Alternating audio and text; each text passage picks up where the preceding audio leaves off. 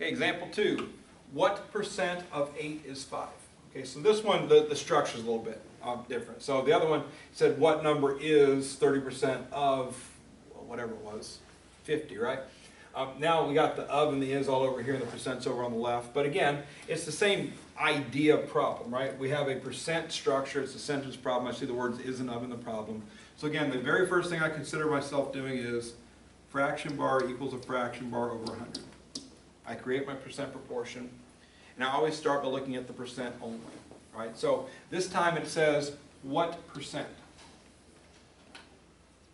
Okay, no percent symbol, but it's still what percent, meaning we don't know the percent. I usually like the letter P for percent, so P is my percent. Again, I'm going to write this on my paper so I can scratch stuff out as I find it.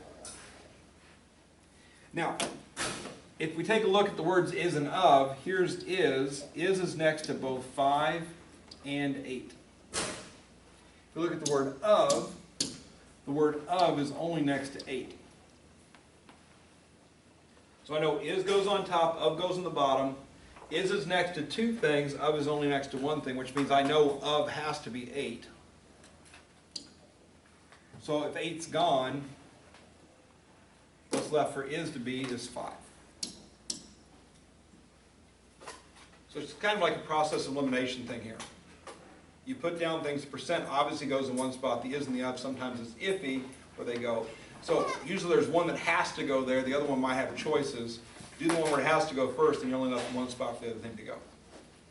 Once we get everything set up in our percent proportion, once again cross multiplying is the technique we're going to use. So I'm going to multiply 8 times P equals 5 times 100. Divide both sides by 8. 500 divided by 8 is 62.5. And when you use the percent proportion to find a percent, you are actually finding a percent. So this is actually 62.5% is the answer we're looking for. So again, when you're trying to find an is or an of, you're finding a number. If you're trying to find a percent, you're finding a percent. It's a very useful little tool to use. Find what you're looking for in the form you want it to be.